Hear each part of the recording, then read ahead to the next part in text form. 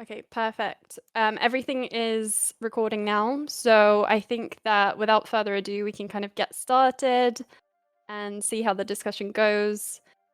So this week we are chatting with Mod Husky, Mod Nin, Mod Meat, and Elena might be joining us later about navigational mechanics of sailing. Welcome everyone. How are you guys doing? Nin, Husky, Meat, how's everyone doing today? I'm all good. A little bit sick, but besides that, doing well. No, hope you I feel know, right? better. I Husky, am Nin. I am fantastic. I just placed an order for pizza in, and it's going to arrive in a few hours' time after I finish work. So that is something phenomenal to look forward to. Friday sorted, nice. Yeah, it's been a busy couple of days, but we've got some very cool stuff to talk about, which is awesome. Awesome. I'm very, very excited to share this with you guys. Welcome everyone in chat. So just to reiterate, we'll be taking questions from the questions for stages chat. If you see a good question, make sure to upvote it or downvote it if you hate it. And we'll also be keeping an eye on the members chat. So we'll keep an eye on those. We can't probably screen share today, so Mod Husky will be taking you through the design for the navigational mechanics in the hashtag slides channel. If you're watching this though on YouTube, if we've managed to record and upload this to YouTube, then just join the Discord and you'll be able to see it in the slides channel. So the idea is, in the last few days, we've been working on the design following feedback on navigational mechanics for sailing. And we have a sort of design to share with you, really. We have our ideas. We've even got a prototype that we're looking to share with you guys on Monday, live on Twitch. So we'll just be talking you through that, our best approach, and then getting your feedback ahead of a blog that is due to release next week. So if you have a good question, it might be worth holding on to it until you've listened to Husky, Nin, Meat talking about stuff. And then at the end of things, we'll see if we can get some guests on to ask live questions if there's still like burning questions that you have. We'd also invite you to leave your feedback after this call in the forum section of the Discord or just on socials. Let us know what you think ahead of the blog going live. So without further ado, Husky, if you want to start, I will just be sharing the slides as you are speaking. Cool. Am I just gonna? Well, I just keep speaking, and you just show them one at a time, or you just gonna dump the whole lot in the channel, or what's the? One at a time, so I'll try my best to keep track. Cool. So start from slide 2 then, because the first one's just a title page slide that nobody really cares about. That you put there for formality because we all live by convention, I suppose. Okay. Yeah, so looking at the introduction to navigation, as Mod touched on, we're going to be looking at this, and we have a design for you guys to have a look at. We've spent a lot of time previously sort of saying, hey, what if we did this, and what sort of ideas, and this is really the time where we're saying, hey, here's how navigation is going to work, and we really do welcome your feedback on this. Note that this isn't the core gameplay loop. We were going to look at core gameplay loop first, things like how you train the skill, the stuff that's come up in here a lot, like what does 5 minutes of sailing look like versus like 30 minutes versus 3 hours, and all this stuff. That's not what this is going to look into. But there is naturally some overlap. Knowing how you're going to be controlling a ship and how you're going to be moving at sea and how that works directly does impact how things might look in terms of earning XP. And also, if we're designing fun ways to come up with XP, we might have things for navigation that feed back into that. So just be aware that you are looking at one piece of a larger picture, but still, we welcome your feedback nonetheless. The focus on navigation is going to be sort of just how players move ships around the world, sort of how the sea is going to operate as an entity as part of this skill. We're going to go into like a slight overview of different types of ships, the benefits of doing so, and how of benefits of using them, and how we envision them working. But we're not going into detailed specifics because some of this is sort of tied to reward space and core gameplay and things of that nature. So most of the time we've used examples. It's just to give a better explanation of what we're trying to describe. And just lastly as well, these slides are just an overview and summary of our design documents. Between me, Elena, and Curse, we've written thousands of words of design document that we really just can't fully capture in slides. I'm hoping as I talk through this, it'll help make sense and answer some questions. But for those of you who are looking for more information, you can expect a blog next week where we go into sort of more detailed discussion about navigation. Cool. Next slide. Good overview. Let's jump into it. Totally not stalling for time. All right, next slide. That's good. So looking at the feedback we've had about navigation, where I believe we pitched at the summit, things like, oh, well, navigation could work this way and it could work that way, and we weren't sure which direction to go in. But looking at your feedback, this is kind of what we've taken away from it and has been used to sort of infer our design. WASD movement kind of just felt like a non-starter and just would probably be too alien to our game and something that we're just not going to look to do. It also seems to be very unfriendly for mobile, like it would need a sort of custom thing. It just got really complicated at that point. Fully interface driven is also a non-starter. We really don't want to have things feel like Bon Voyage and Cabin Fever, just you've got a panel and you click to go forward or click to move right or click to speed up. It just feels like you're not really sailing a ship at that point. However, we have also seen feedback that a sort of partial use of interfaces is fine. For example, like if we're just focusing on presenting information to you through an interface, like a little HUD that tells you things like maybe which way the wind is facing, or other information about your ship, like I don't know, like is your ship damaged and things like that. Point and click is the most natural feel to the game, and it seemed to be what most people sort of went to. So we're going to start moving along that lines of things.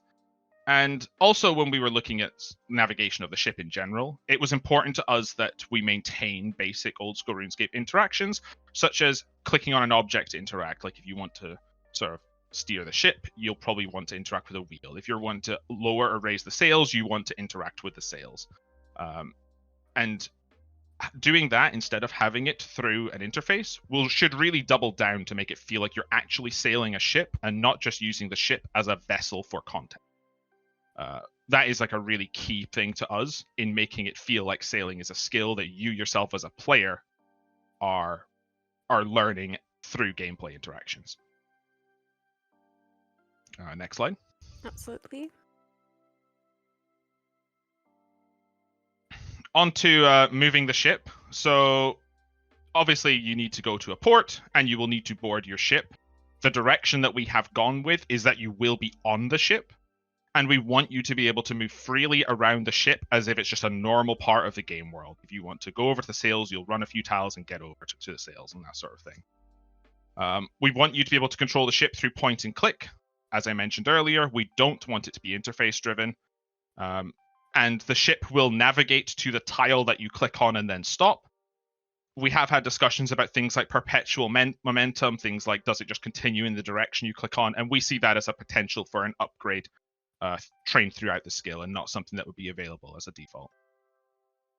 Similarly, we would like, as I mentioned, we'd like you to interact with facilities on your ship by clicking on them. Facilities is just a term I've been using to describe things like sails, things like a cannon, things that your ship offers you as someone who is on it. And as Modlight mentioned, there is an engine tech demo coming on Monday where we prototype this sort of idea working. We don't want to get into the specifics of showing it and sort of trying to explain it verbally here. It is something that is definitely better seen rather than sort of explained through words. But yeah, we'll be showing off that prototype that will hopefully give you guys a better example of what I'm talking about. And yeah, it's just really cool. Like we were blown away. It was developed in Game Jam, and we were just like, yeah, this is absolutely the direct way to go for this skill. Without a shadow of a doubt. I genuinely cannot wait for players to see that. As you mentioned, it's not possible to share it via Discord stages because we have to screen share it. So look out for a Twitch stream on Monday the 15th. yes. So look forward to Monday. It's going to be awesome. Hopefully. But if not, we'd love to hear your feedback. Next slide. So as I mentioned, there's an engine tech demo. And I just thought that it would be worth touching on sort of engine changes in general. It's something that we've mentioned previously in discussions here where, we're going to get some engine changes and you don't have to worry about, is it possible? And it's sort of seeing people's responses to this kind of made me realize that people don't really understand what we mean by engine changes. Like, what is the game engine? They're changing the game engine.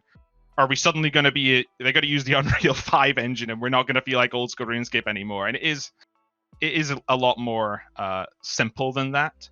But we, this is just as a response to we're not being very transparent about these in general.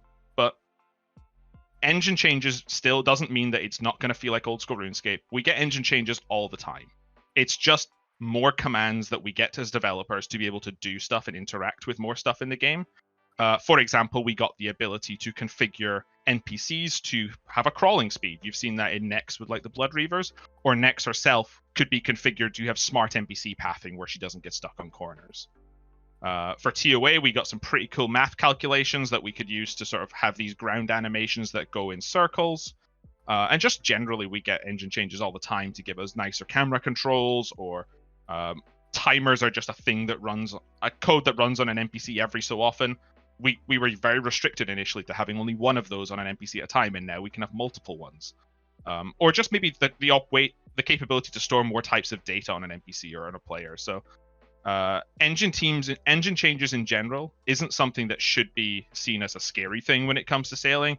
It's just allowing us to have like script commands to do things that we currently can't. It's not like a big fundamental rewrite or something big and scary. And I just thought I should address that before getting into the design. And we've got Mod Nin and Mod Meat, who are both amazing, talented members of the engine team in this Discord call. So yeah, we can spam them with questions. I don't know if you guys want to touch on that stuff that I've said. Yeah, it's kind of just like, there's just like a way that the game engine is set up and a way that the content gets created for the game. And sometimes there's limitations there in what can and can't be made. More often than not, those limitations can be like worked on and pulled down in some cases so that we can let the design team do more of the things that they want to do. And sailing, I think, is going to be a great example of that, where it's like there's like a kind of very obvious path forward sometimes. It's just like, well, if we could do this little thing, the engine doesn't let us, and we can go, well, what if the engine could let you? And then now that limitation is done. That's basically like our role. Yeah. And we very much appreciate it, because I think that people think about the mythical engine work that because I think in the past we didn't have a lot of engine support in Old School. And there's a lot of stuff that we were prevented by the limitations you've said. But we've got a very strong relationship with our engine team right now, more like better than it ever has been, to the point where we regularly get stuff. So yeah, all exciting. Yeah. I saw during the skill picture stage as well, there was a lot of talk about, can our engine even handle this stuff? And the explorative work that Nin and Meat and the rest of the engine team do to help us understand what our engine can do is amazing. So we're really excited to show you that demo on Monday. The hope with the demo is it will dispel anything and everything between people going sailing isn't possible in the engine, because it very much so is, and it has the potential to be really amazing in our engine with some work from the team and what they've done with the prototype. So yeah, we can't hype that up enough, but I think we should move on to some actual design stuff. So next slide. Yep. On to accessing the sea. This is just us sort of going over how you're going to get on your ship, but generally, like, players should be able to access the sea from the land and vice versa. We want you to be able to sort of have that sort of freedom, but ports are our main function for that. We do need to prevent players from going to places they shouldn't be. An example would be that if you could dock anywhere in Taranwin, and we didn't check specific tiles or areas of the game, or a new team maybe added an expansion to it and they forgot to include the sailing checks, and suddenly someone's got there without the quest. Ports are just a very simple way for us to have those checks, so you can only land at certain places. And they also help with immersion and world building. We're very excited to think about ports as these hubs and to really reinvigorate ports as part of the sailing skill. And just think about the, all the facilities that they can offer for sailors and all the sort of lore and immersion perspective of that. But sometimes a port may not thematically fit into a specific location. Examples would be you've discovered an unknown island and you're going to land there, and it's a not completely uninhabited island, and it's got all these strange creatures and resources and stuff on it. And it doesn't make sense for there to be a port there, right? Did the creatures build the port? I mean, maybe if they did, that's a cool lore thing we explore with that one specifically. But we are open to having like dockable land where you can sort of land your ship at to explore. Examples of this would be a beach, or instead of dockable land, which you just got as a term right now, we've heard of things like anchor point, landing point, boat launch. I know it was discussed that we could have your ship anchor out at sea and then you sail, you swim a little rowboat to the island, or you swim over. But yeah, we're going to have ways for you to be able to land at places without a port, but just a touch on that ports are going to be required. Next slide. This is a big one. And I've seen this talked about a lot. There's been a lot of people looking at our world map. And ship to sea scale is a potential issue from an immersion perspective. If we do it wrong, there's a chance that you have a huge ship in a really small pond, and that would just feel really strange. But when we started looking into this and all the different fixes that we can do for it, we kind of just realized that the game world itself is just not consistent with sizing as is. Think about the size of buildings or Lumbridge Castle, and then compare it to Ice Mountain, and how the mountain is almost like the size of the castle, and you've got these buildings that should, realistically, how do they stack up compared to the size of boats and players?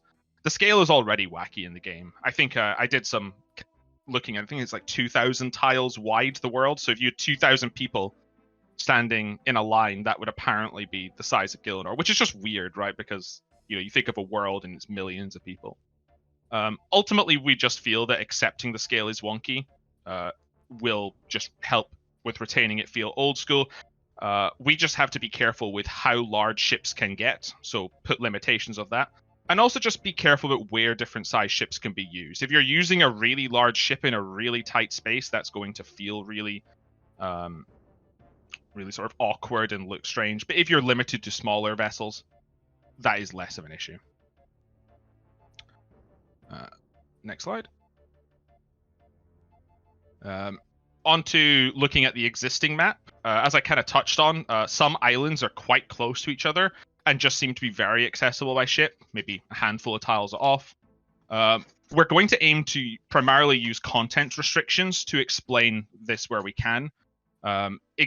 Examples of this would be if you start sailing near Crandor, Elvarg attacks your ship if you haven't done Dragonslayer 1. That makes sense. He does that literally in the quest. Sorry for spoilers. So we don't know what the implications of that are. Obviously, people go, attack your ship. Oh my god, does your ship have health? Can you sink? We don't know. The implications of this are currently undecided. And we're going to expect to include information about these restrictions in the lore section of it. I have to slash because I apparently forgot to look at what it is, but we do have a lore and integration with the world section sort of coming up.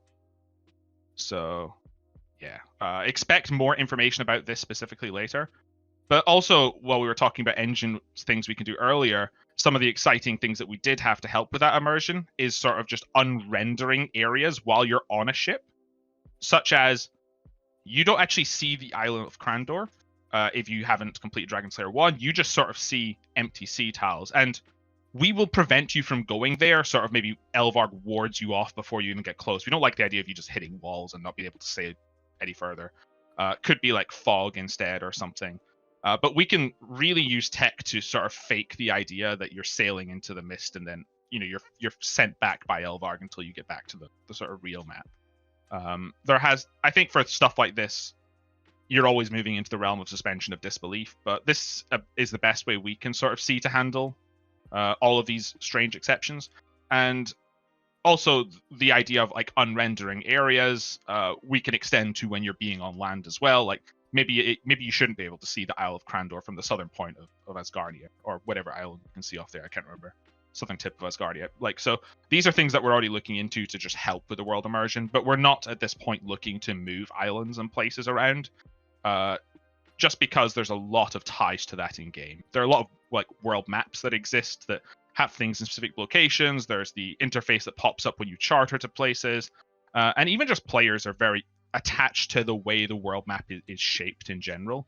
And that's not to even mention and think about the amount of dev work required to sort of move things and all the coordinates and stuff that would need to be checked. So it's really just a can of worms that we don't want to open, and we feel that there are very sufficient engine features that we can request and employ to resolve this in a nice way. Moving on. Looking about sea boundaries. So when you start off sailing, people have talked about, so we've already sort of covered here that the sea could feel quite small if we don't do much about scale. But realistically, we don't expect the entire sea to be accessible from the get-go. And that's a good and natural part of progression from the scale.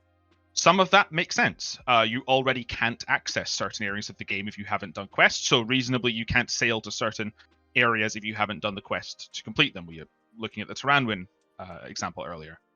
But also, some bits of sea could just be locked off from sailing progression. And I want to stress that these are just examples to illustrate the point. We don't know what these actually mechanically are, but if there's like an area that is very stormy and dangerous to sail on, maybe you require strong sails to get through the storm. Or if there are reefs in an area, you require a strong hull so you don't just sink your ship when you navigate through them. If there's a sea monster in the area, you require strong cannons to defeat the sea monster. Or maybe there's just a bunch of fog and you require like a Fremenic enchanted navigation device or something to get through it. These are just ideas for like how sailing progression could be gated, but it's more just the understanding that don't expect from the get-go to sail the entire sea. Expect to gain the ability to traverse the sea through your progression in the skill.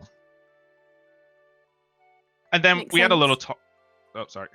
What were you saying? Yeah, just saying it makes sense to me as something that you unlock more of the sea as you gain more levels in the skill. Yeah. And then the edge of the map was also something we covered a lot.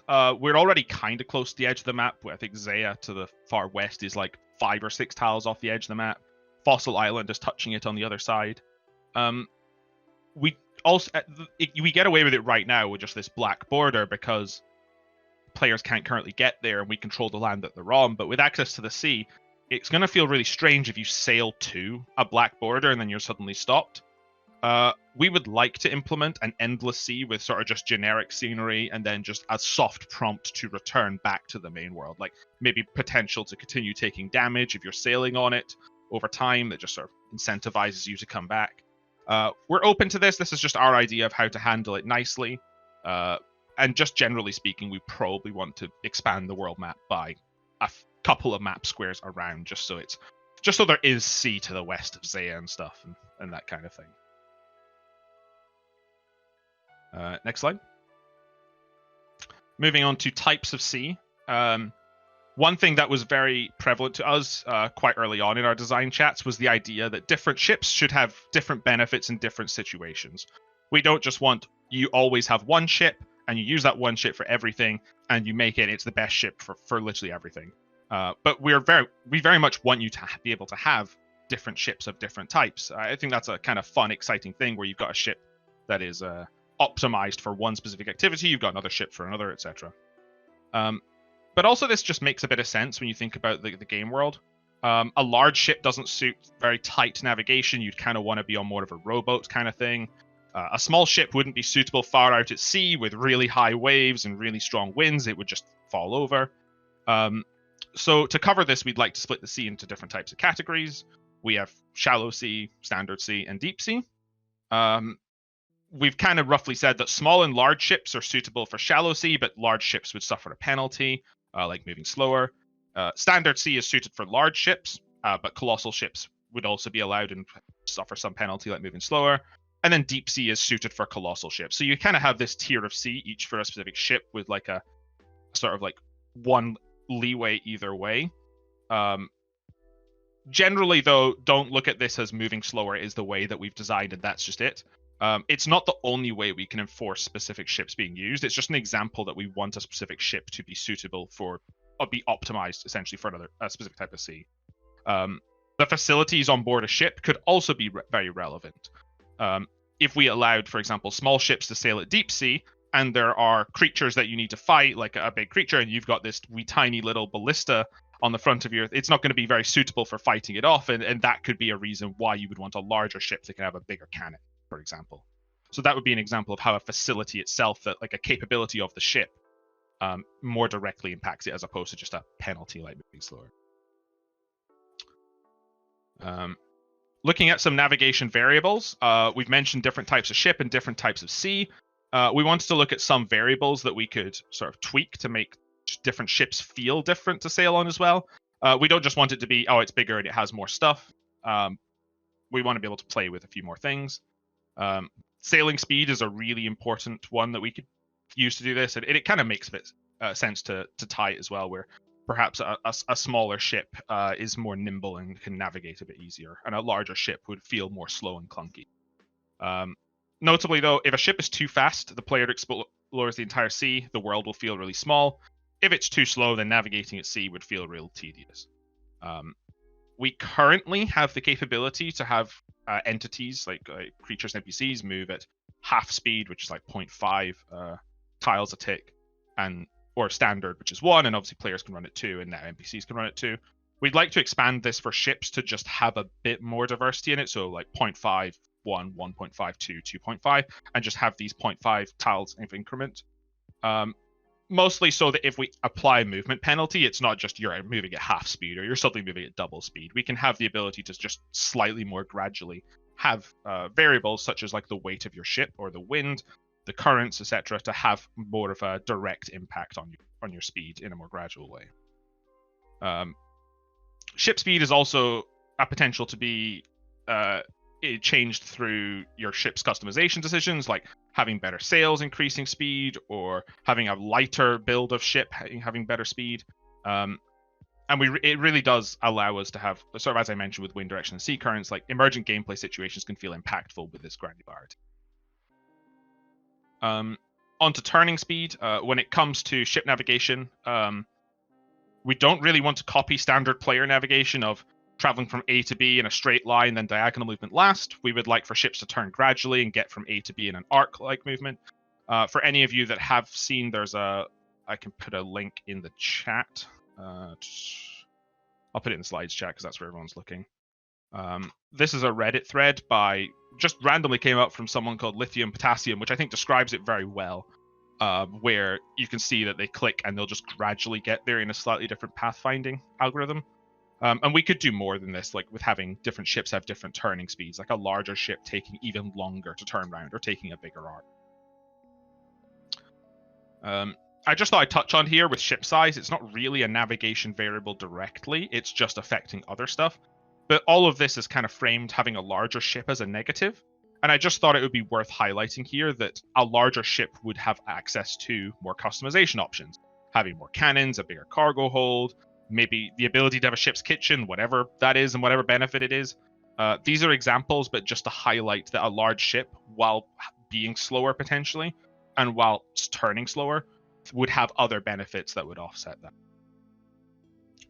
And finally, ship vision is something that could be very tied to navigation. Not really a variable that makes sense to tie directly to, like a smaller ship can see further and stuff. Render distance is already something players play around a lot with their clients, and something that we want to take sort of a different approach with that, where if you have the capability to build a crow's nest on your ship, you can maybe detach your camera and see further, get more information about what is coming up to then make more informed navigation decisions, that kind of thing. Next slide. Looking at small ships, where I've got a little mock-up of concept art. Simple vessels for solo experiences is our handle for what small ships are. I've got a little asterisk at the bottom here. I'm not saying it's only solo. I'm just talking about the navigational complexity of handling a small vessel or a small ship is designed around it being a simple thing for a solo player to do. You could still have people on your ship with you, perhaps a limited number of people, but it's just that there might not be that much for them to do when it comes to navigation. Limited upgrade capabilities, should say 2 to 3 facilities. I need to strike the word hotspot from this because I was trying to not use that, but lightweight, suited for shallow waters. I've kind of indicated a rough base sailing speed. There's also a note that base sailing speed doesn't mean that is the sailing speed. It could be changed by upgrades of the ship and stuff. We're thinking 2x3, 4x3 tile size. And I also wanted to highlight that these are just rough sizes, but I don't think they're super set in stone either. Even like if we said like this is a ballpark for what this ship is, maybe there's a 5x3 small ship. It's still classed as a small ship. It's just it was pimped out and optimized and customized to a higher level, or was a higher level version of a small vessel. Absolutely notably love as well, the idea of pimping out a small vessel. Yeah. But mostly limited to one floor. We want it to be simple. You're not going below deck on something like this. That kind of thing. Moving on to large ships. The concept art isn't the best for this. I just kind of wanted to decorate each slide with a bit differently. This is maybe more akin to a slightly larger small ship. But generally speaking, a large vessel, instead of being a simple vessel for solo experiences, this is now a complex vessel for solo experiences. Again, not solo restricted, just in terms of navigating it. There'll be a few more things that a player will have to do when navigating, such as maybe managing the sails a bit more rigorously, or helping with the oars, or whatever sort of the direction that we go with in terms of navigation mechanics. There will be more things to do to navigate this, but we still expect it to be designed and balanced around a solo experience, like a solo player being able to handle. Obviously, you'll have more upgrade facilities, 4 to 6 as a ballpark, suited for standard sea waters, slightly slower sailing speed, and just sort of the rough sizes of 4x6 to 6x10. And the same note I had about like slightly larger large ships, like you could have a pimped out slightly bigger large ship than the one you start out with. We're happy with a large ship having 2 floors. This doesn't necessarily mean below deck. I mean, in the concept art you see, there isn't really a below deck, but maybe the idea that you can go up into a crow's nest, or there's like a slightly elevated portion of the ship that has just sort of gives a bit more room than a single sort of 2D plane would allow.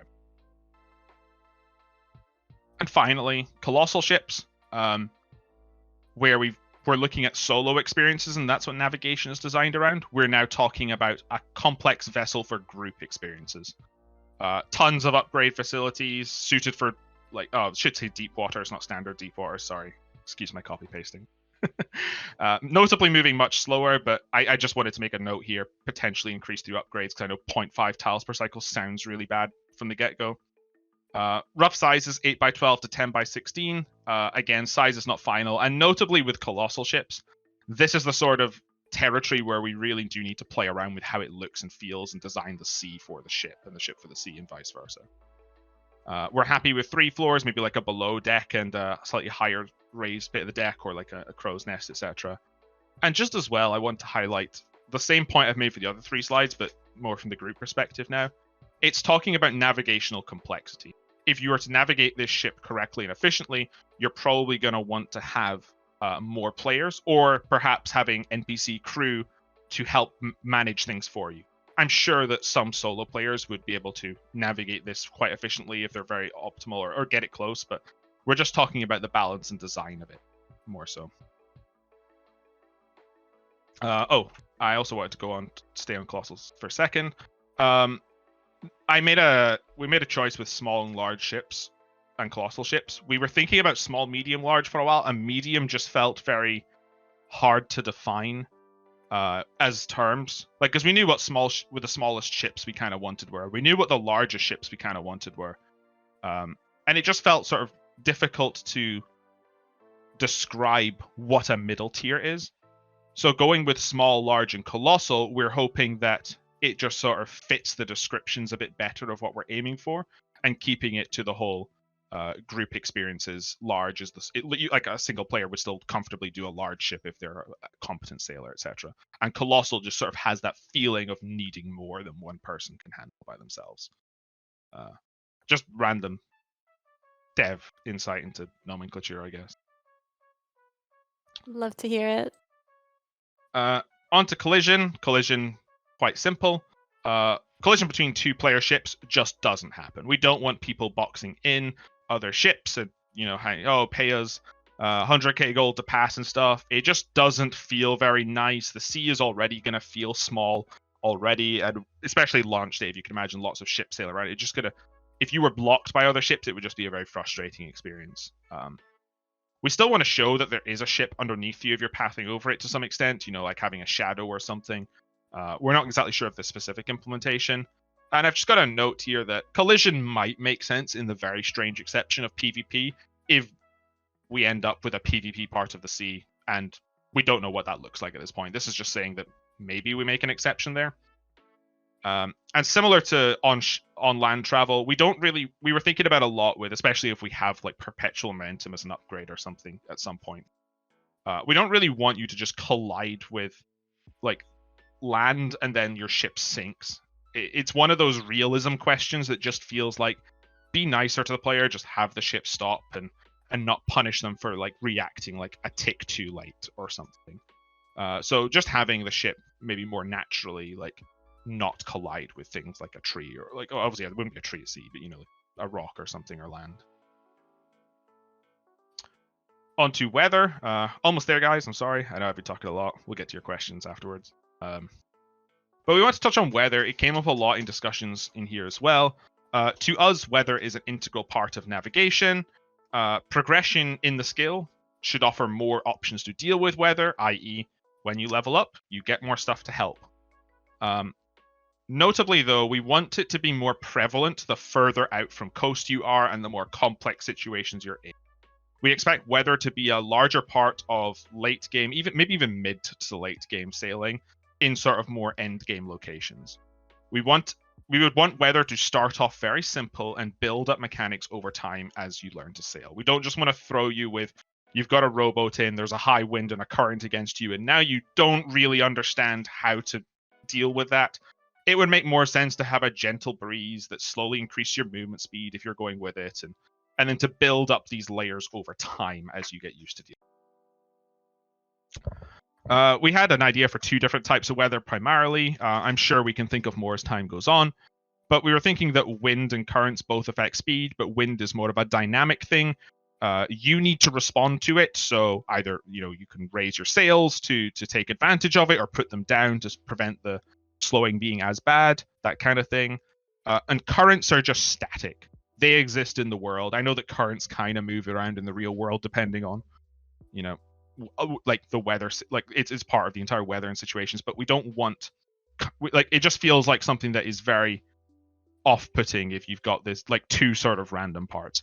The idea that you understand the sea enough to know there's a good current that you can go out of your way to get that will overall take you there faster just feels like a more fun thing you can plan around for on your journey. Now looking on to the last few slides, I thought I'd give an overview of putting this all together. This isn't finalized in terms of we know exactly what the early game looks like, and everything is sort of dependent on sort of the play testing and you guys giving us feedback. But this is me combining all of these things I've described in the last 15 or so slides and putting them together to give a better picture of what you can expect as you progress through the skill. So early game, we want to focus on small ship navigation. As I mentioned, limited facilities on board, but maybe you've got like a small ballista, a small bit of storage, some fishing apparatus, some survival equipment, whatever it is, like some sort of basic things. Emphasis on the gameplay part is going to be on basic movement mechanics. Your ship cannot do much at this point. But what you can do is learn how to move and navigate very well. We want the focus to be around shallow waters, and we would like to introduce, as I mentioned earlier, like basic wind mechanics, a feeling that early on you're still dealing with the wind, but it's not a massive negative. It's mostly there for you to understand how it works. And I've just got to note that while I've said that gameplay emphasis on basic movement mechanics, this is just from a thematic perspective. Core gameplay loop stuff is still undefined. at this point in the designs that we're sharing with you, and you can look for more information about core gameplay loops and how exactly the early game core gameplay, like loops of getting XP, works when we touch on that during our next sort of information share. Moving on to mid game, this is when you will gain access to large vessels. I want to make a note that small vessel navigation is still possible. We like the idea that you're still using the appropriate ship for the appropriate piece of content.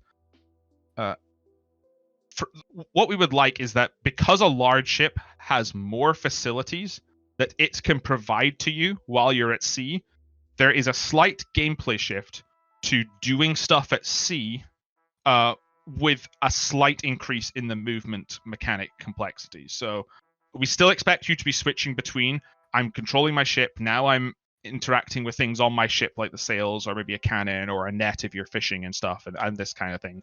But it is still, the idea is that you have more facilities, you should be using them more. Sort of standard sea waters is where we expect large vessels to be used, and we would want to then introduce currents. So you're moving further out at sea, currents are now a thing, wind is now a thing, you maybe need to deal with combining these together and that being part of navigation. But again, I just want to note that I didn't have an asterisk anywhere, but like as far as the middle point about doing stuff at sea, core gameplay loop, XP, still undefined, but just giving the idea that early on your ship can't do much as far as facilities, so it's about navigation. As your ship gains access to more facilities, the focus will gradually shift over to the facilities that your ship can offer at sea. On to late game summary. This is where Colossal navigation is unlocked. Again, small and large vessel navigation is still possible. We want an option for using the appropriate one. And I think personally, I also like the idea that your small vessel could potentially be like a part of your colossal vessel, like a small rowboat or something you can like, anchor and take your small rowboat if you're in a place that's more suited for. I think that's quite cool and thematic. But the idea that there is so many more facilities now. We now have a heavier shift over to interacting with stuff on the ship and at sea.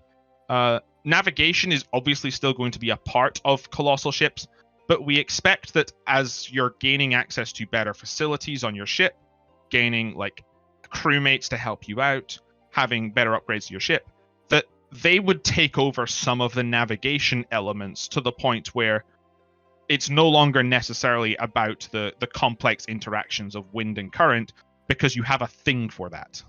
Or if you still like that element of gameplay, you can still choose to handle that yourself and maybe automate like a crewmate, like is now manning the cannon for you and stuff. So you would have a lot more we just don't expect a player to be doing everything. So some other part of the game needs to sort of take that on. This would be around standard and deep sea waters when you're out there. We don't expect when you're in the late game you're necessarily doing too many stuff around the shallows. And really, once you're at late game, the entire sea is opened up and you're just going to have the capability to deal with whatever the sea throws at you.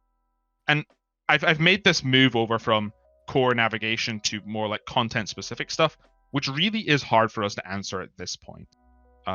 We don't really know what Colossal Ship gameplay is fully going to look like, because from our perspective at this point, it feels like it needs us to have very clearly designed content, like designed around a Colossal Ship that fits an environment that we've created out at sea.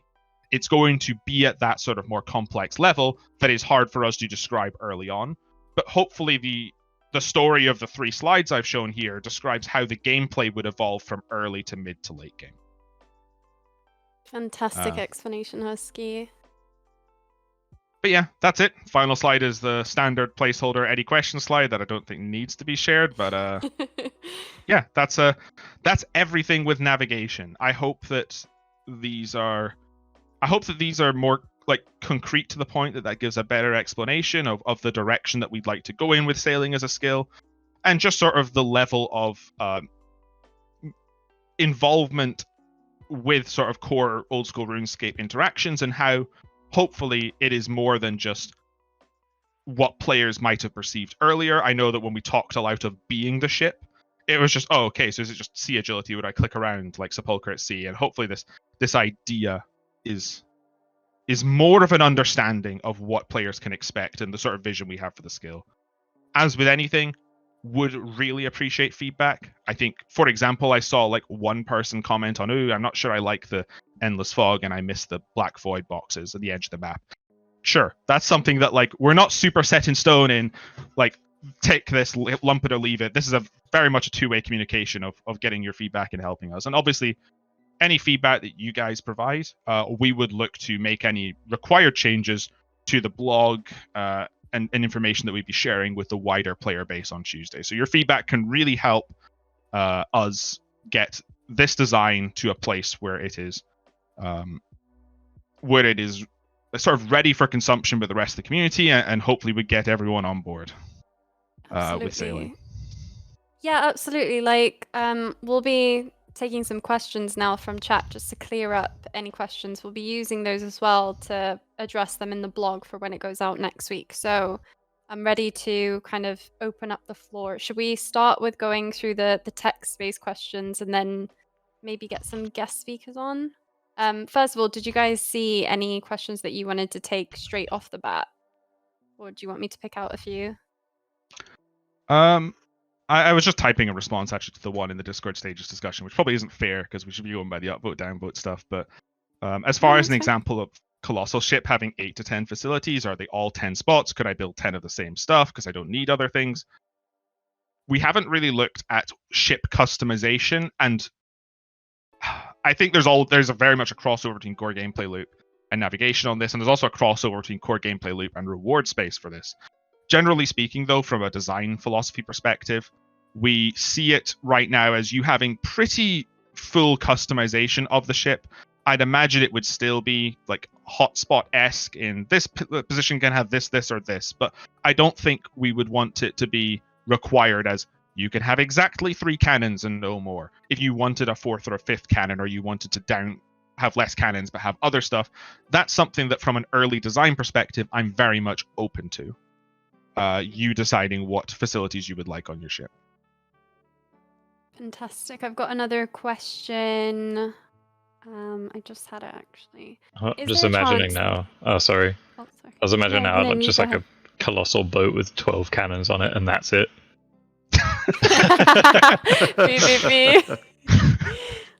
Is there a chance that players can... Sorry, I keep cutting you off. No, I'm just joking around. I want only cannons. I want a cannon-shaped ship that has cannons mounted on it and everything. Just only cannons at sea. I just want a floating cannon. Love it. I mean, you joke, but I love that, man. That sounds great. Put it in the suggestions box. Is there a chance we can get a dock in our home to store our ships and sail away from? Do you know if that's technically possible? That would be kind of cool. Like, I mean, where is your player-owned house really? Who knows? But like, if one edge of it was like sea tiles and it had a dock on it, and you could actually like, you know, your player-owned house exists on the edge of an island somewhere, but then where do you like end up? Where do you spawn at? Yeah, interesting question. I think that there are I'm open to capabilities for players' other skills to come involved. I'm not sure about that player in house idea. It sounds really cool. Maybe not as a thing for launch, but if we ever were like, here's a cool player in house integration with ports where you can decide where your house move. Like maybe there's an option to move your house to a new house portal location that is at the port, and if that is fulfilled, then you can technically like have your ship in your house that you know which port it's going to, like maybe something like that. Yeah, I don't know. just running with the idea, I guess. I could actually imagine like a scenario where you have it parked beside your house in like a little kind of shallow area, and then that leads out into like a portal which takes you to your home port or something. I think that would be really cool, actually. What if it's like player in houses are kind of like a player's pocket dimension, right? Like in our game, because they don't exist in the game world. There's just a portal to it. Like, imagine if you just could build a sea area. It's not necessarily at a port, and you could move your boat you're good enough at magic. You move your boat to your pocket dimension that your house is in. You can now board your ship in that pocket dimension, and there's like the equivalent of like a portal nexus there, where you sail your ship into the portal nexus, and it could appear at whichever destination we allow it to, right? Oh, that's a great idea. I love that. Yeah, Love it. Live deving on a call. it's kind of interesting as well, like the reward space that sailing opens up, because you've got teleports like basically all over the world map of them. Like teleports to various places out in the ocean for your boat would be like a very interesting reward space to explore as well. I love all discussions about skill integration with sailing, like other stuff. I had a talk with Concept Art about this actually, and there was a really like clearly a meme post on Reddit where it was like, here's what sailing looks like in Old School RuneScape, and it was like black dragon hide like photoshopped on the sails, and it was painted like rune hull and stuff, and it was really clearly like a meme of like, let's just slap everything onto like a boat and make it old school. But that kind of thing does get me thinking, well, what does it look like in Old School RuneScape, right? Like this is not just a traditional world as far as, oh yeah, like think about like medieval sailing and stuff in our world. This is a world that has access to magic and potions and other cool abilities that like, what does that look like? I threw the idea that there's like a Fremenic navigation orb that allows you to circumvent a specific fog, because like you could like buy it or learn the ability to use it from Pier the Seer and stuff, or like magic could have the ability to teleport to your boat if you had your boat out at sea, or to magically like bring your boat to you if you're at a port where your boat's not currently docked and stuff. The idea that like, what does sailing actually look like in Old School RuneScape feels like a very unopened cool box of possibilities. Yeah, I absolutely love Mork's suggestion in the chat of what if I can use magic to put my ship in a bottle and bring it with me. That's like, it's such like a fun idea, like just thematically very, fun. very fun. I love that. Like you go to like an island, that's like an uncharted island, and you're like, I'm not just gonna leave my boat here. I'm just gonna store my boat in the bottle temporarily, takes up an inventory spot, and then like navigate. Then like when you're done, like you can, re-put out your boat, I guess, or teleport somewhere and take your boat back or something. Ship it. I have a question specifically about engine. So, would an increased render scale and draw distance of NPCs, etc., be possible with sailing? And if so, would it come without the quote-unquote chugging currently experienced when rendering a new set of chunks? Yeah. Not really sure what that means. Draw distance, I assume that's like the load lines. You get like little loading, please wait in the corner. Yeah, sailing, definitely, if you're playing on the vanilla Java client, it's like, oh, we need to do something about the render distance, because if you're sailing, you're traveling long distances.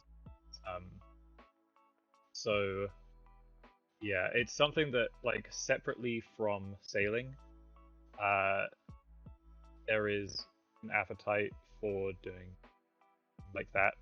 In the C++ client, we have an increased render distance. You can't see NPCs as far away. The same if you use RuneLight with the increased render distance. You can't see NPCs further away than normal. That's something that could feasibly be increased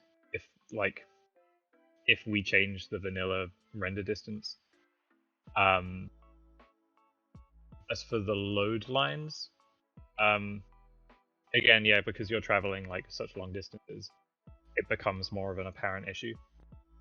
And yeah, there's always an appetite to do something about that. And separately from sailing, there are a lot of improvements we want to make, kind of like the graphical engine. So yeah, I wouldn't promise anything, but I would hope that in the next like 4 or 5 years, at the very least, we would get rid of the loading lines.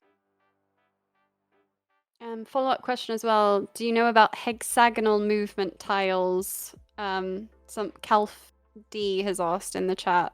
I'm not sure exactly what that entails, but I'm assuming it's to do with the way that the ship might move around. I think we would not do hexagonal movement tiles. The grid is so integral and fundamental to the way that Old School works. I don't think we can move away from it. without being unable to like integrate sailing properly. Like if we went, okay, let's do a hexagonal grid, we'd have to do that elsewhere in the game world. We couldn't have it integrate properly with the rest of the game. So yeah. Makes sense. Yeah, it would almost feel like you would need, like, so we have a map square, right? I'm not sure players fully understand. A map square is like the size of Lumbridge-ish. It's 64 by 64 tiles. And right now the sea is just kind of blended into them all, right? You'll get areas near sea where half of a map tile is sea, or like 2/3 of a map tile is sea. If you wanted us to create a hexagonal map square, you would almost need it to not be connected to anything at land, because you couldn't like configure half of it to be hexagonal, right? It just it just feels like it wouldn't be possible. Yeah, that makes sense. This is a bit of a silly question, but do the tiles on the ocean behave any differently to tiles in game regularly, or are they kind of going to be the same? Currently they're basically the same. They just have collision map down on them, so you can't walk. Cool. Yeah, you could theoretically walk on the sea if we just took off all the collision on sea tiles. Okay, another question. Do you guys see any questions that you want to take, or are you happy with me just finding the most upvoted ones? Yeah, just go for it. On like the sea tiles thing, because I feel like it might not be super intuitive to everyone, but the sea in Old School is exactly the same as normal ground, except it looks like water. Like, it's not any different at all. Just to clarify that. Cool, makes sense. Sorry, Husky. I see a lot of questions that are just. I this is always good. This is going to happen at all these Discord stages, right? It's people talking about specific content implementations, and the truth is that we just don't really know, because it's going to come at a later point. I saw someone saying, like, do we expect this to be like Slayer XP rates, or like faster, and it's like, it's such a later down the road idea that like we don't actually know what activities you'll be doing for XP. We could create a bunch of them on launch, and then players find ways to get more XP, right, than we intend. I think that one thing I have thought about in terms of XP for a new skill is that some of the ways XP is distributed as you level up the skill is quite unbalanced and archaic when you think about it. Like, there are some skills that are like 30-40k XP an hour and don't get much better, and maybe peak at like 50-60k. Like, it's very much like this is defined as a slow skill, and it's like, you know, anywhere from 0 to 60k XP an hour. I think like Old School agility before Sepulchre was a thing that increased the cap like beyond like 60-70k, right?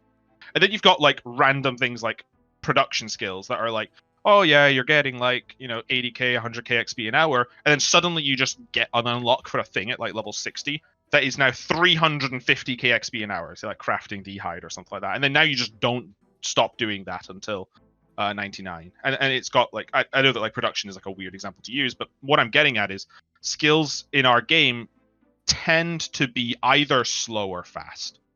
I think the skill that arguably has the best progression in terms of XP per hour might be Slayer, assuming that you're moving to like efficient Slayer tasks, have like maxed gear, can barrage things efficiently, but it's also incredibly slow if you're doing it naturally and leveling your combat. Yeah, I wonder about I would potentially wonder about sailing as like a kind of like hybrid training methods. You know, kind of like aerial fishing, you get hunter and fishing. Like, okay, what if I was doing some like crane fishing off the end of my ship? Would I get sailing and fishing XP for doing that?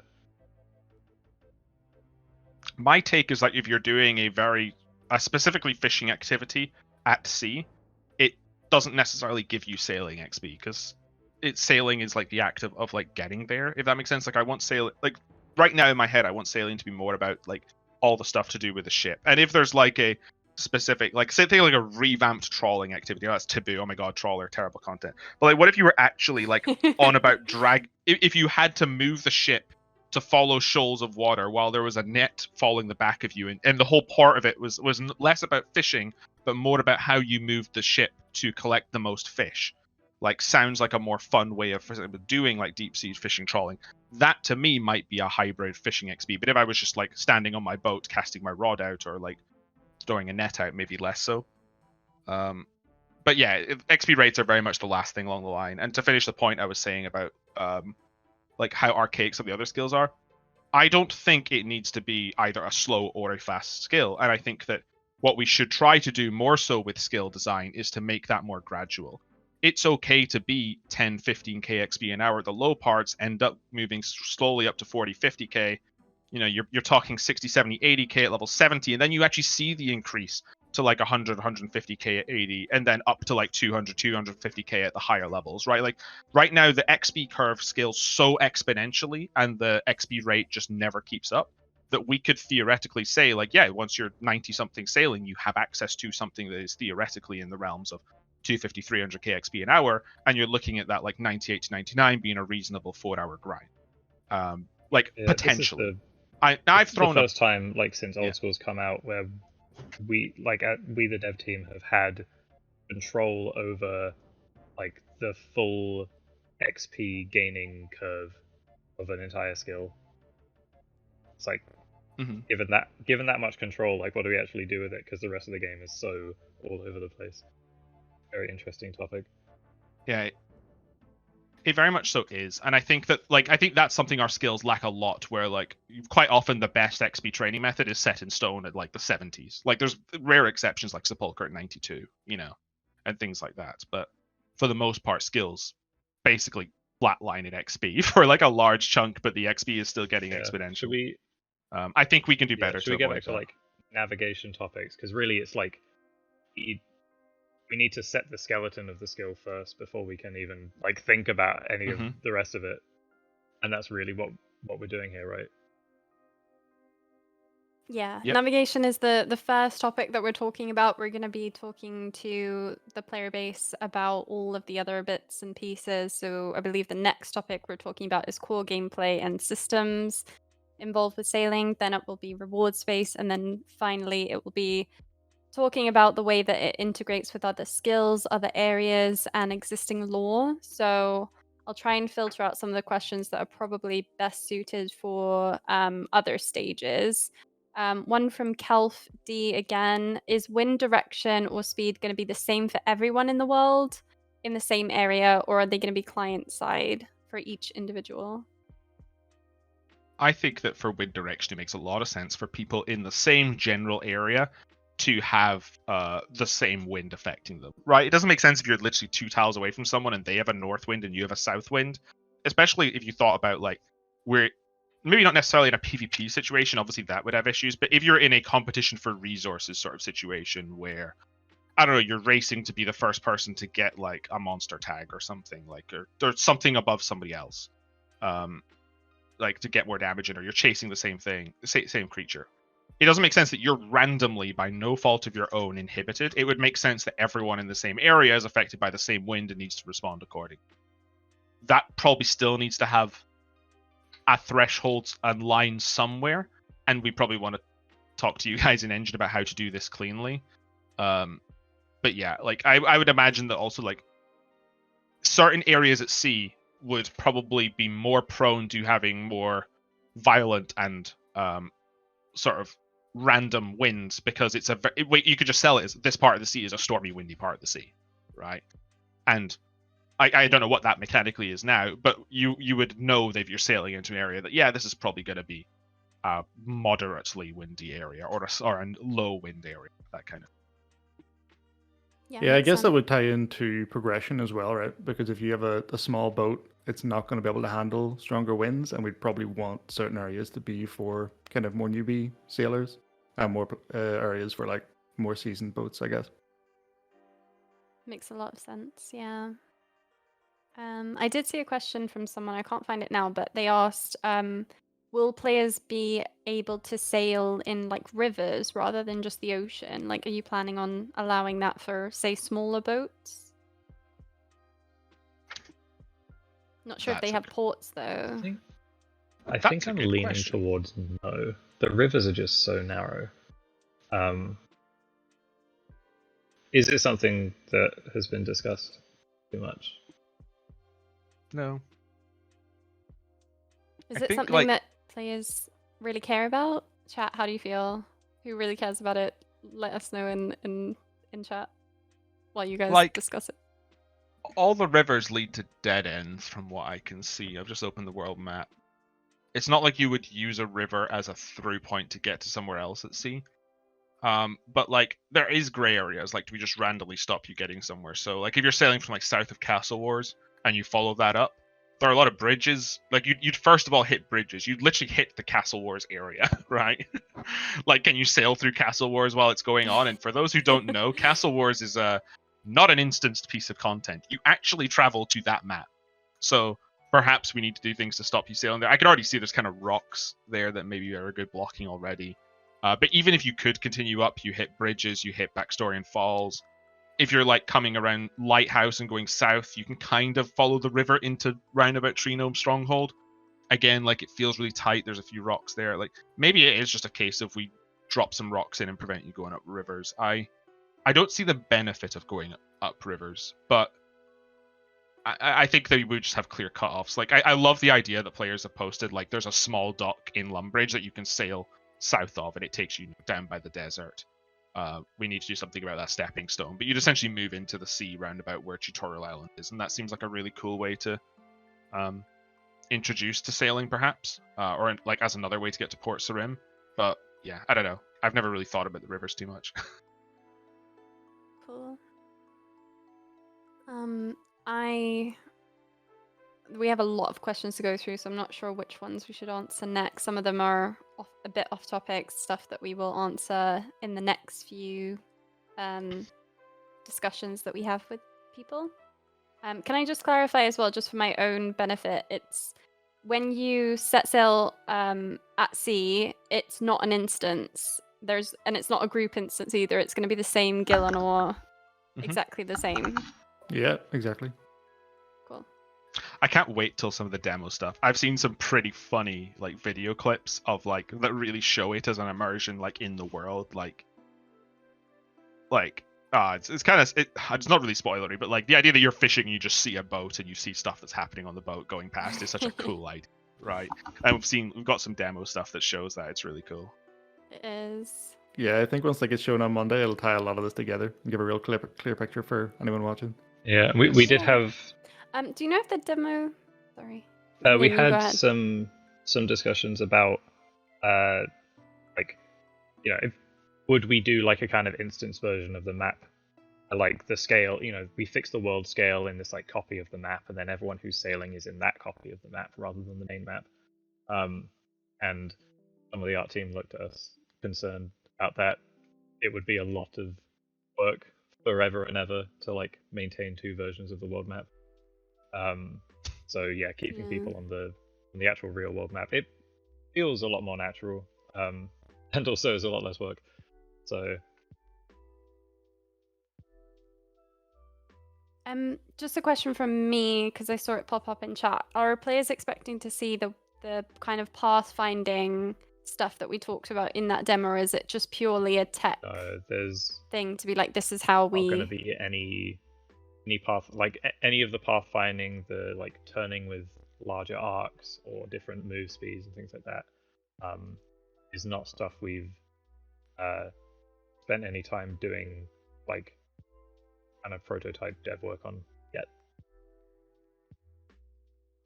Cool. So this demo is basically going to show players like the tech that is involved and how they can expect the ship to operate in game navigationally. Yeah, it kind of gives you, it just kind of lets you visualize like what does a boat look like in the world, and what does a boat look like when it's moving through the world.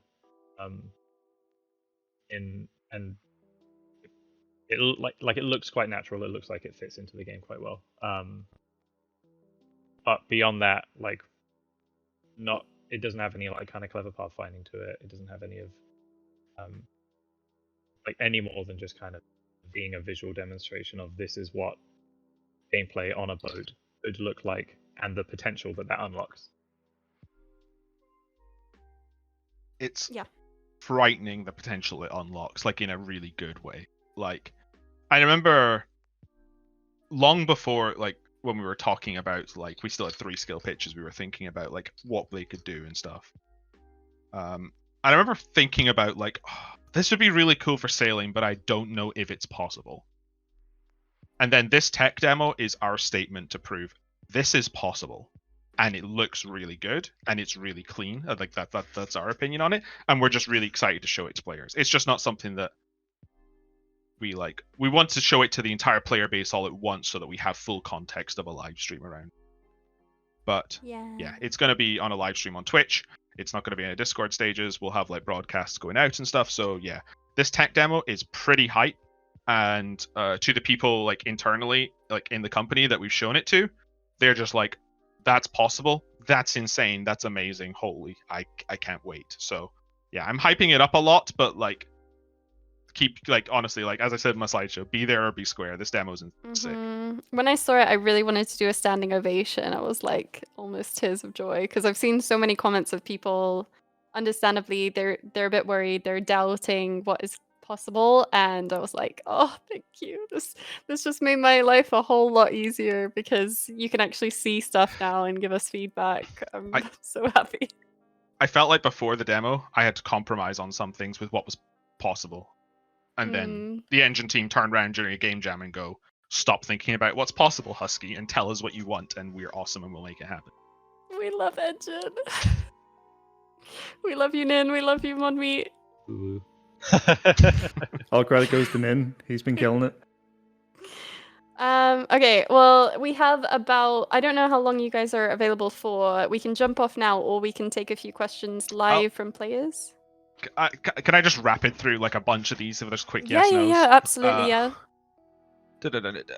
I'm gonna just pick obvious questions that have quick answers. There's a FlatScaper, RoundScaper question about the game world. We've talked about Endless Infinite Sea. I don't think we're going to get into that. But the idea. Sorry, go on. Yeah. I was just gonna say, yeah, like we're not gonna cross that bridge. We're just gonna say that you can decide whether you're traveling circularly or laterally. There's a question about the water graphics. The expectation is we will do something there. We'll make the ocean look more interesting. We'll make it more obvious where deep water and stuff is, if that's a mechanic that happens. Yep, I also saw one on Skyboxes. We have discussed this. Work to improve our skybox and the oceans, and possibly other bodies of water along with them, is underway. They are not tied to sailing necessarily. They would certainly make it better, and we'll talk to you more about those once we are in a better place to show you what we mean. Rapid firing some more. Will the Dwarf Multicannon be able to be placed on the ship? I think that sounds really scary if we have combat encounters and everything becomes cannonscape, but I love the idea that dwarves are helping you with cannon technology. Maybe they can install a special type of cannon based off Dwarf Multicannon technology. We talked on hexagonal tiles. The idea of the different types of cannonballs, explosive cannonballs, rune cannonballs, are like, yeah, that sounds really awesome. This is using skills to help sailing. On teleporting, could a magic whirlpool be possible where you suck down and appear somewhere else? Absolutely possible. Yeah. Like, I'm not promising it could happen, but it's possible. Have you thought about where XP will come from? We have thought about it. We have some ideas. We're not ready to share those ideas yet. That'll be part of core gameplay in the next session where we share things. What role will waves have? I don't see waves as being very distinct from currents and wind, maybe. Like, maybe that's a third vector we explore. We haven't really thought about it, but same idea and philosophy. Like, the weather and sort of sea itself will be part of like just sort of like navigation will build up over time.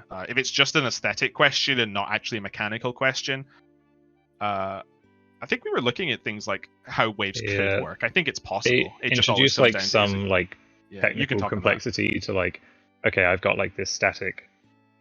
Let's say I've got like a floating barrel out on the sea, and I need that barrel to like raise up and down with the sea. Currently, not something that the game has ever needed to do. Like, make something move. Make something that's like statically placed on a tile move up and down with terrain. The terrain never changes in the game, so that's not something that we've ever looked at before. Certainly something that could happen, potentially. But yes, like aesthetically, waves would be a bit of a technical challenge, but definitely not out of the question. Mechanically, I guess the same. Not sure we've thought too in depth about it yet.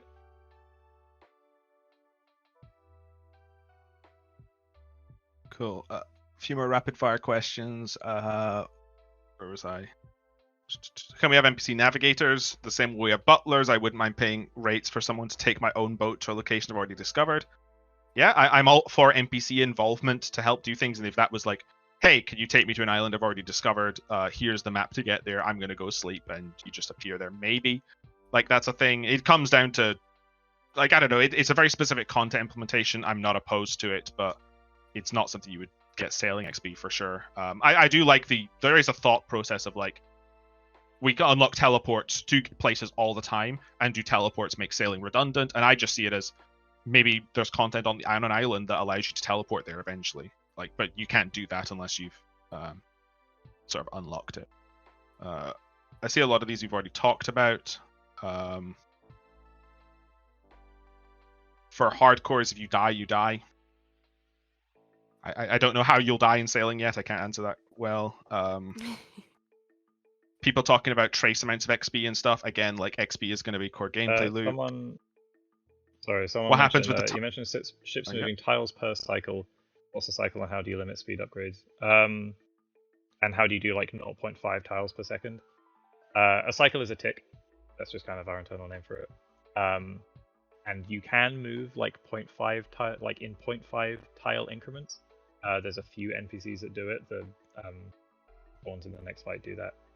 It basically just means that an NPC moves 1 tile every 2 ticks rather than 0.5 tiles per tick. So we can get, it's not too complicated to get that kind of granularity to speeds that boats could move at. You can have a boat moving at 0.5 tiles, 1.5 tiles. More granular than that, and it probably gets more complicated than we'd want to deal with. Yeah, that's kind of how that would work.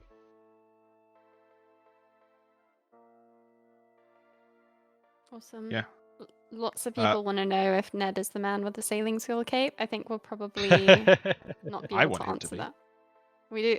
I didn't say he would be. I want him to be. That man is a veteran of the sea. He should be the one who hands you the cape. That's very old school. Cute.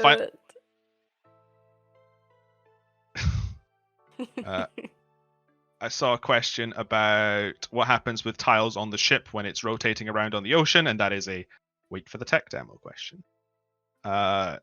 Monday, 15th May. And then final question that has a reasonable amount of upvotes on here: can sailing replace charter ships once you have a suitable ship unlocked? This kind of ties into the previous question, but can you have an NPC sail your ship?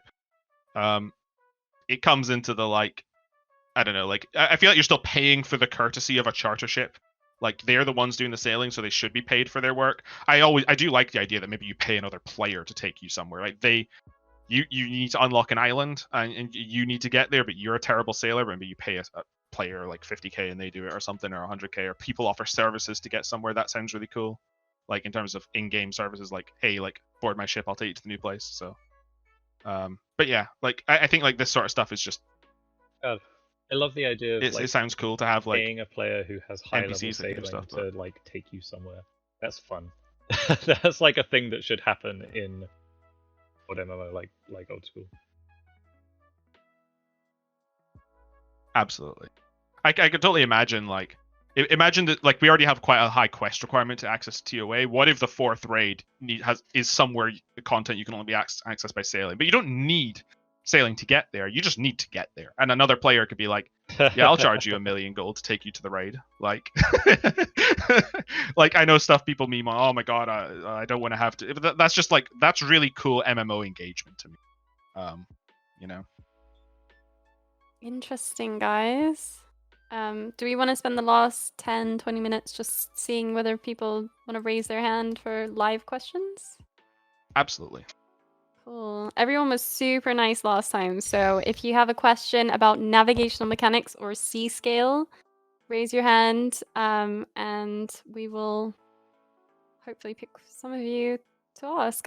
Make sure though that it's on topic. Like we can't, as we said, we can't answer XP, reward space, questions, things that are to do with skill or area integration or lore right now. It's mainly about how do you navigate the ship and what are we doing with the sea and the vessel sizes that we've just discussed, as well as the weather mechanics that we've discussed. Right, should we start with a general contributor? How about Bar Lily? Let's invite you onto the stage. Hi, Bar Lily, how are you? Hey, I'm all right, thanks. How are you? Awesome, awesome. Thanks for joining us. Oh, I'm glad to be here. It's really, by the way, the slides are great. You guys did a great job with us. They answered a lot of questions we had. Thank you so much. I guess so. My question is, hopefully you'll be able to answer it a little bit, but it is one of those sort of weird topics at the moment. But you mentioned in the slides sort of like going up with, you talked about the solo difficulty. I can't remember the exact wording you used, but you sort of referred to the complexity for a solo player, and then with Colossal it went to sort of complexity for group content. Do you think that solo players might feel like, is there a worry that solo players might feel like they're sort of missing out a little bit on, that if it's optimally played with a group, that they might feel like they need a group in order to do those activities?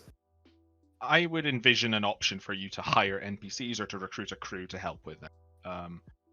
It's group, for me, isn't necessarily grouping with other players. I think I had that as a bullet point in one version of the slides and removed it, and I can't remember why, but it's a good question. I don't ever want content to be, you need a group of people to sail a ship, and if you're solo, you can't do it. That feels really bad.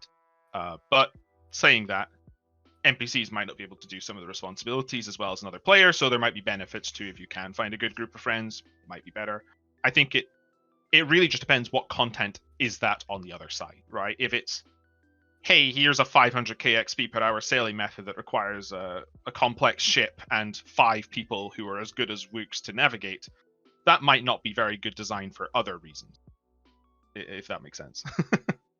Yeah, no, that makes sense. I mean, I was working on the basis that NPCs might not be as good as they probably shouldn't be as good as a player at doing the tasks on the ship. So I guess that was just a concern that I had, that if you're looking at sort of like, this ship optimally requires 3 players or whatever, to do this content well, then if you're sitting there as a solo player, you might feel like, well, I need to find some friends, We all do. Yeah. Okay. But I guess that's something that maybe becomes clearer, like you say, when the type of content for the gameplay loop is I think sort that of clearer. having solo content is obviously super important, and having it be competitive with any group content that exists is also really important. But I think we would be missing a huge opportunity if we didn't make any group content for sailing. Like having a crew of friends sailing the high seas with them are just like such a cool opportunity for us to add to the game.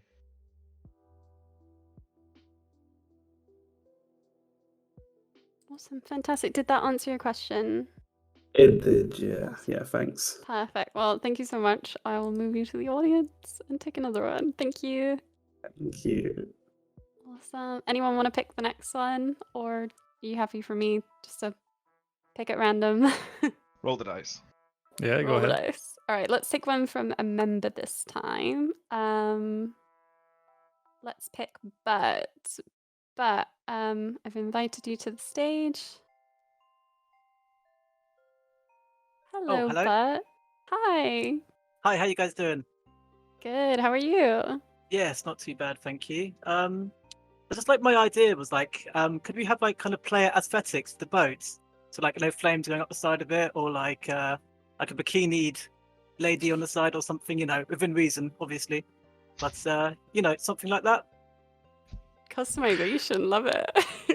I want as much player sort of ship customization as possible. What is possible is I don't know, that depends on like engine and stuff. I know that we got some tech for like I'm not sure if you've seen like the clan vexillums and stuff where you can sort of have like an entity that has like slight customization over colors. It's not the same as like RuneScape's RuneScape 3's like Maxscape where you can choose any color and stuff.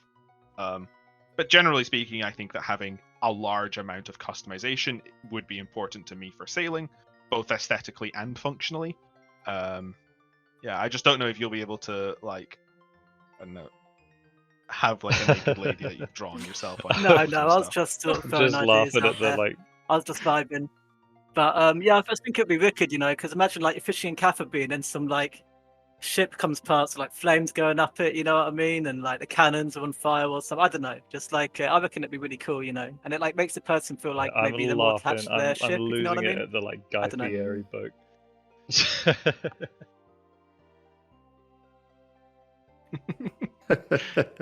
Oh, absolutely. Do you think that, people that can name must their be- boat?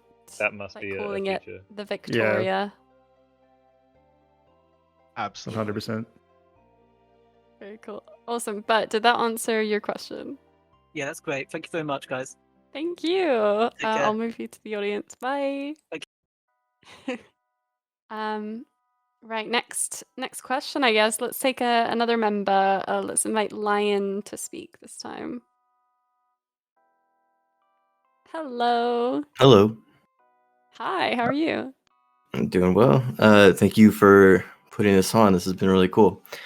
So there might be some people triggered by this, but I'm wondering about Ironmen and how, like specifically, you mentioned like paying somebody to, like, I'm just kind of wondering how, like, paying someone to take you to the raid or whatever. Got me a little bit worried about like how that would work for Ironmen. Have you guys thought about that much? Generally speaking, like there's a whole like Iron Man design philosophy here where some people will say pretend Iron players don't exist, and I don't think it's ever fair to just say there's an entire cohort of your player base that we turn a blind eye to. We owe it to all of us as developers to think about how each of the game modes do work. But what I will say is, if you are designing a convenience specifically for Iron players that is an inconvenience to other players, that also feels wrong, right? So to me, if an Iron Man had to get a sailing level to sail to a location to get content on them and they had to do it themselves, that feels very on brand to the game mode. But as for the specific like questions about how does Iron Man work at sailing, I don't think we really know that right now. I'm not actually sure. Is that core gameplay? Is it going to come up then? I don't think I've actually thought of when we would discuss that stuff. It is questions that need to be answered. I don't know the answer right now, but we will have to take them into account. It just feels very like, I don't want to say, like, it's always a bad thing if you're designing content for Iron Man at the expense of, like, for example, a main player or something, like, or circumventing, making something easier for them than another player, because content shouldn't be for them than another player. Like, imagine if, like, Iron players couldn't board anyone else's ship, and then it was like, okay, well, mains can board anyone's ship, and a main can then choose to pay someone to take them to the raid if they don't have the skill. But an Iron player, you can't trade people, so we just add a teleport portal to take you to the new raid because you shouldn't have to train sailing and you can't trade anyone. So that's like, that would be an example of a bad idea to cater to like Iron players, because you're basically saying, now the main has to figure their own way out and pay someone, but an Iron player gets like this weird portal to get there. Yeah, there's a few places where raids is an example. As an Iron player, you don't have to raid with only other Iron players. But then, if you're joining someone on their boat and you gain sailing XP from doing things around their boat, because they might have like other stations at their boat that you don't have, things like that. I think everything will be considered. I have full faith that that all of the Ironman considerations will be very thorough for sailing. But yeah, it doesn't sound like we have answers now. Yeah, I'm hesitant as well to like open up the conversation too soon, because I don't want the really important conversation we have to have around navigation and getting that perfect to be like drowned out by these sort of debates, which are really important to have, but we need to get the core mechanics first sorted so that we can then look at those more nuanced types of conversations later down the line. So I guess that is a really important thing to highlight at the moment, but we don't quite know the solution just yet. We're just kind of giving you some initial ideas and hopefully getting your feedback earlier on, and that's something that we'll definitely circle back to. Awesome. Yeah, that's to be expected. I still don't know when the conversation comes up, though. Like, when we come to core gameplay, for the same argument you said, I think it would be a good idea to let's get the core gameplay good and decide it later. But are Iron players part of, like, lore and integration to the world? Not really. Are they part of reward space? Not really. And again, we don't even want reward space to be covered by this conversation. Is this something that we need to answer for? We have a poll saying, does sailing get into the game? Or is it something that we are just happy to tackle later and let the players decide what's best, and us, like, get that feedback later, and then we make that best judgment during development? I don't actually know. Maybe something to discuss internally about how and when we approach these topics.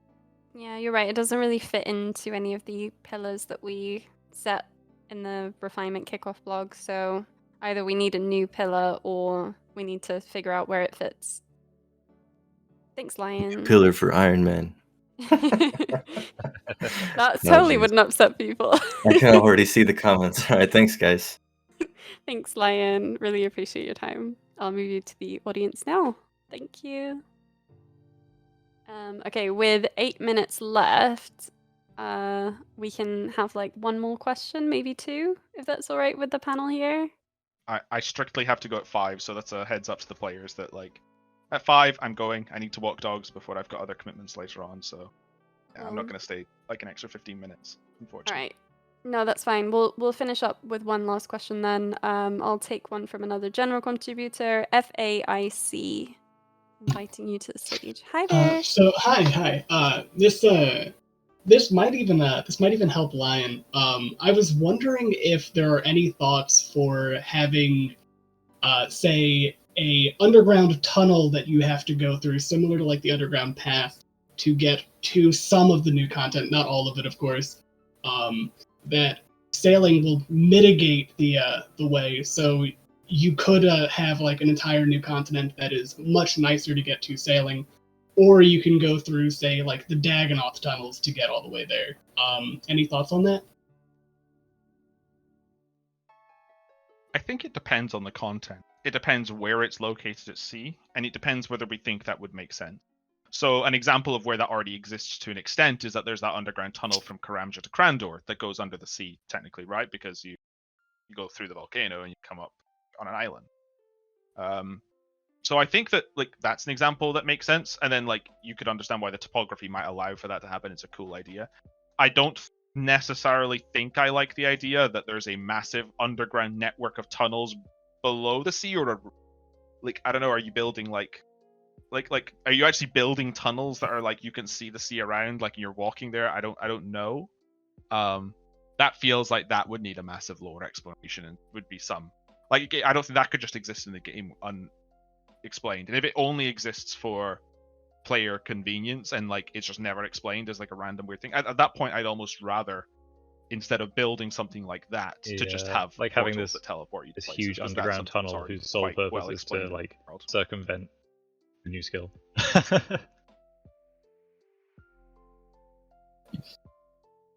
But yeah, Interesting idea, though. I'm sure it comes from a place of like wanting sailing to feel optional rather than sailing, mandatory. Like having part of the reward space of sailing being I can get somewhere like way more conveniently than I could otherwise, even though I still could get there, can be like a super enticing reward, right? Like, yeah, I think it is an interesting idea. Not, I wouldn't say exactly for the case of getting somewhere where I don't want to do sailing, or like definitely not to solve the Iron Man problem. But yeah, I think that definitely has some application.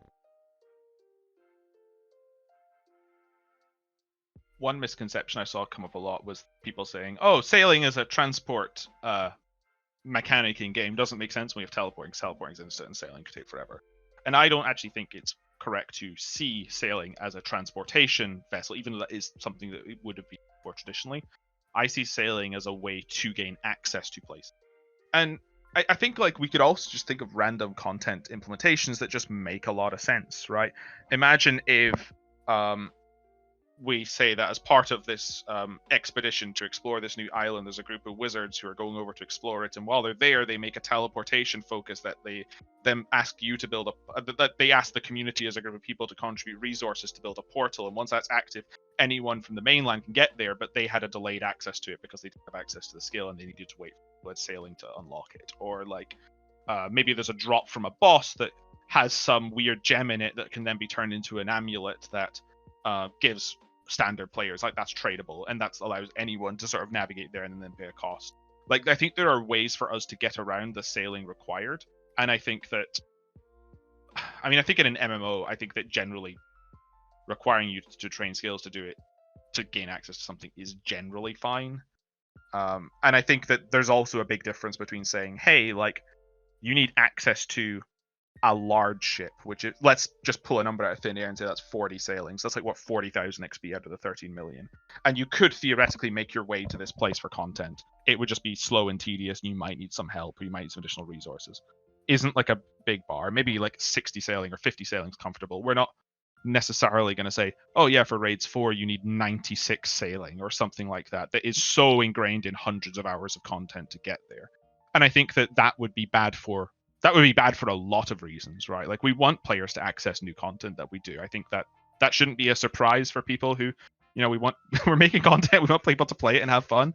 So if we set this really high bar and then we find out that only like, a handful of people can actually do it, that's probably not the most accessible content, and it might not go down well, just generally with the players. So I think it's a multifaceted question with a lot of questions about like, what sort of unlocks, does it fit the content, are there clever workarounds, does a workaround be needed, also what are the players' thoughts on it at that particular moment in time. So yeah, Very, very interesting discussion. Curious to hear your thoughts, FAIC.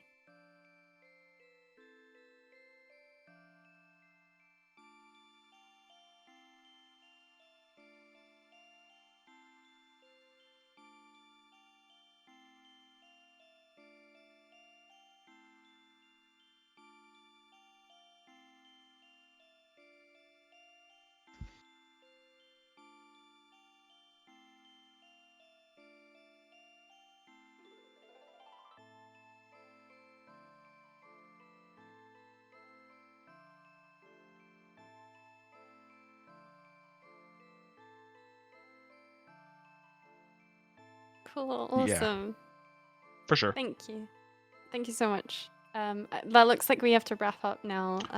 You can go one more final question. One more.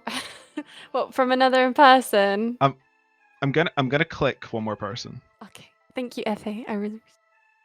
You go ahead, Husky. Okay, I'm gonna pick Alpha Walrus because I like the sound of the name. I want to know what an Alpha Walrus sounds like. An alpha war. I can't even see the. There we go. Hello.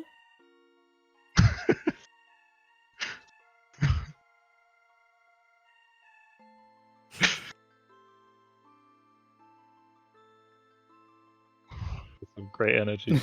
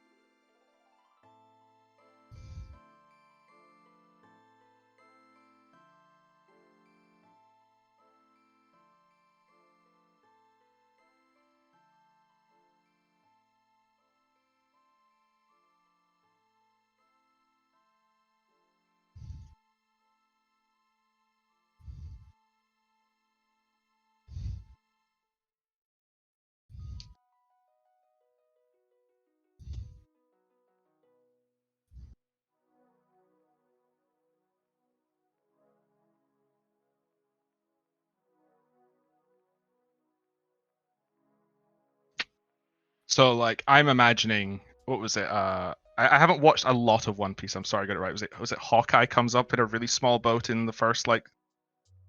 Yeah. Or what? Oh, is it Mihawk? Sorry, I can't remember. I'm not a big One Piece fan, but I do want to read it at some point.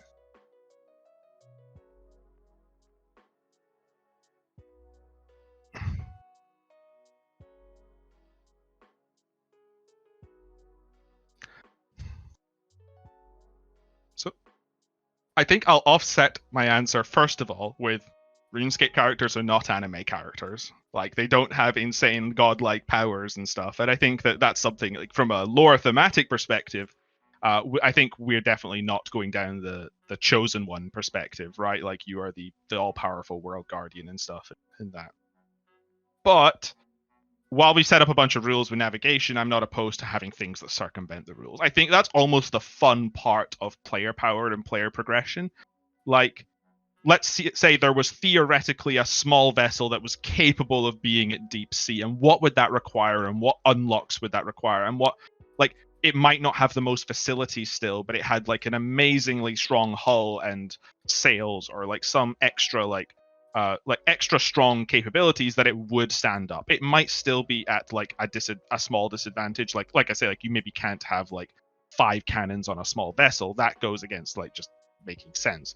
But even if we set up these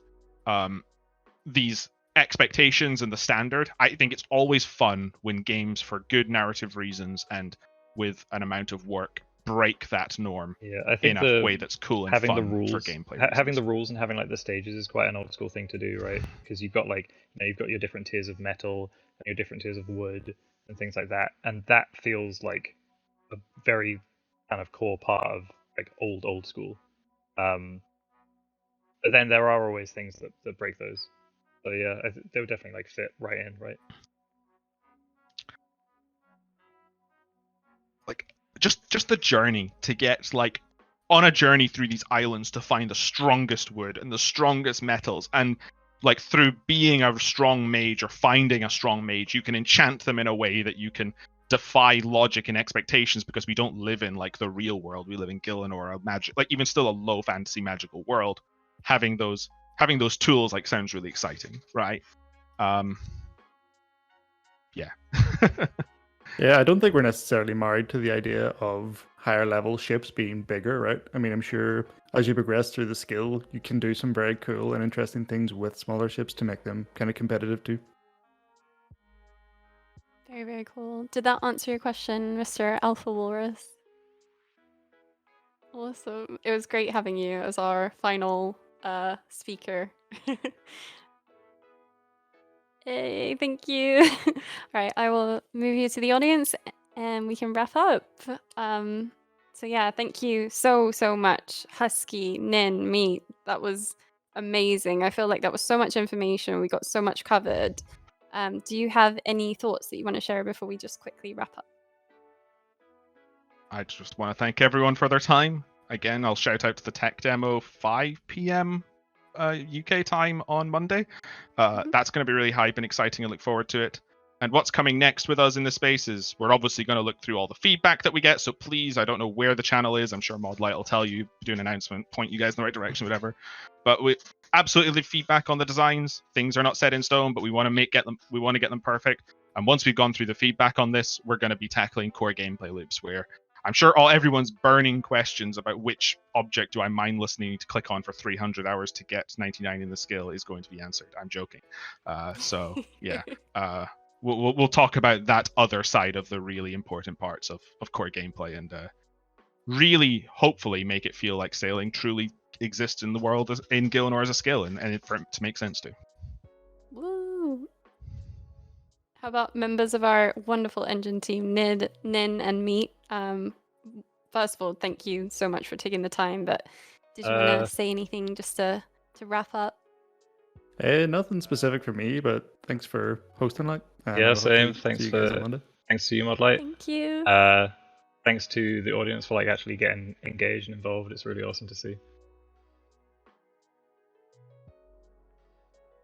Hell yeah. Well, we'll be trying to get this recording uploaded onto YouTube. So if you're on YouTube and watching this, if I miraculously manage to get the audio to work again, leave your feedback in the comments below. But if you are on Discord, I would love you to try out our new forum feature. I'm going to be messing around with some of the permissions. Leave your feedback over the weekend as to what you liked, what you think maybe could be improved upon. We'll sync up on Monday to go over those that feedback before the blog is actually released on Tuesday. And there will be a tech demo on Monday, which will go over the tech. It will not have updated graphics. It won't be going through like pathfinding for boats, but it will show you a more visual representation of what navigation could look like. And hopefully then you can give us your feedback on how seamless and slick it feels. So yeah, thank you so much. Thanks to everyone in the chat for getting involved and being so polite and wonderful. And I beg and ask for your feedback when the blog is actually published. If you like it, let us know. Those messages of support are read by us. We see every single message and we really appreciate it. So let us know if we're on the right track, because it's really important to keep you guys involved, engaged, and happy. And we really care about that. So yeah, thank you, and see you guys Bye, everyone. on Monday, I guess. Bye. Cool. Thanks, guys. Bye-bye. Bye. Bye.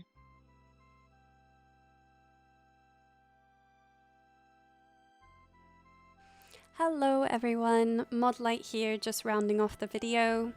We hope you enjoyed that deeper look into how navigation for sailing is shaping up. The team is so excited to share that with you, and there is still so much more to come. So please continue to share your thoughts and your feedback, and we'll make sure to check them out. Right, we have tons more exciting content lined up, so this is your daily reminder to join the New Skill Discord server where these chats actually take place live. You can expect the next stage to be on the 26th of May. That's when we'll be revealing juicy details about the core gameplay of sailing. Give us a like and subscribe if you want to see more of these types of videos on the channel, and for now, goodbye!